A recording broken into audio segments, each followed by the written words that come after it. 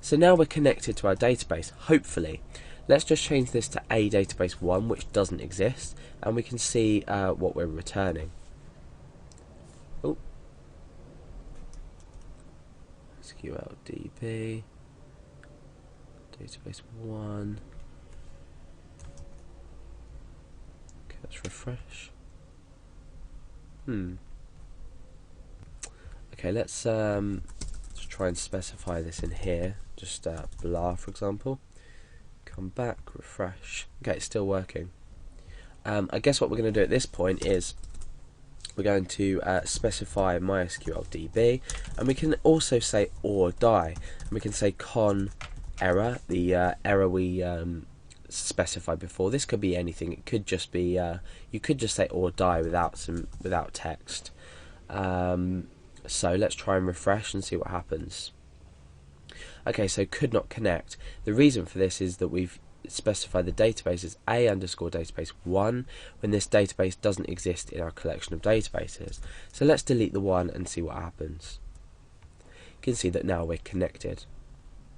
Okay, so this is a pretty bad way to go about things. Now, eventually I'm going to include all this in a single file, and what we can do is we can use include within PHP to include this anywhere we want to use our database. So it's a lot better way to work everything out. And including it means that you don't have to keep specifying the code that we've written just here. So I'm going to get rid of this echo here. I'm going to put at just there, and I'm going to get rid of the error message that we've supplied in here. Okay. In fact, I'm going to get rid of the whole line. So at the moment, if we just echo out OK down here, you can see that everything is working fine. It's going to echo out OK. We've selected everything correctly and everything's working. But now what I'm going to do is I'm going to create an if statement, and I'm going to say if, and I'm going to copy this into without a semicolon. So let's delete them too. Copy that into an if statement. So if this returns true, then we want to do something. So we want to start up another if statement with a block here, and we want to include this in here.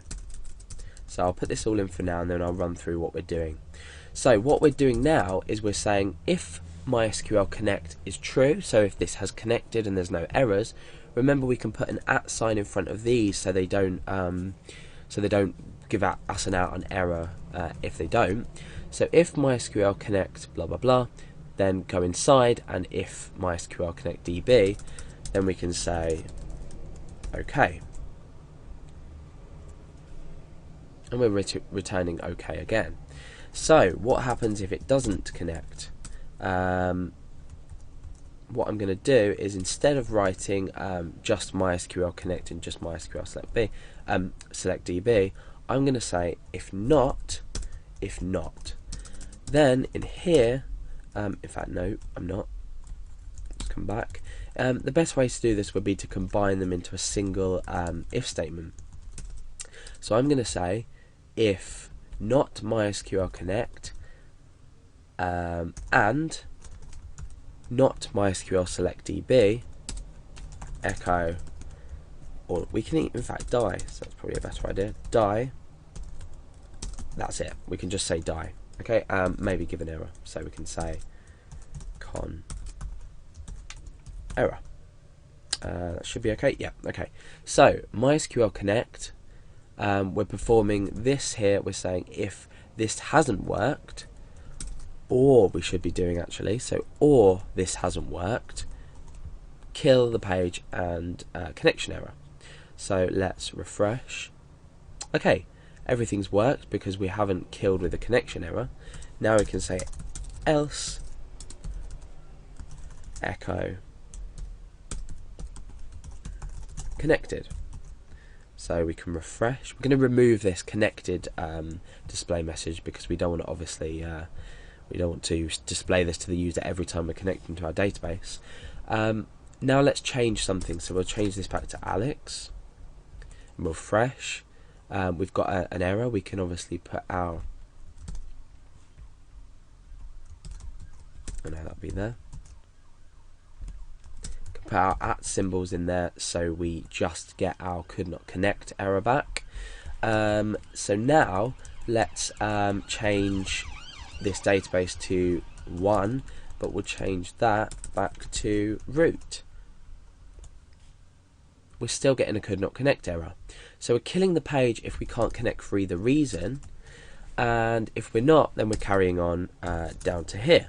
So we're killing the page if we get an error, because if you have a lot of if you've got a lot of need to access a database on your page, there's no point echoing your page if you can't connect to the database. So for example, if the database is down for any reason, this will also produce a connection error.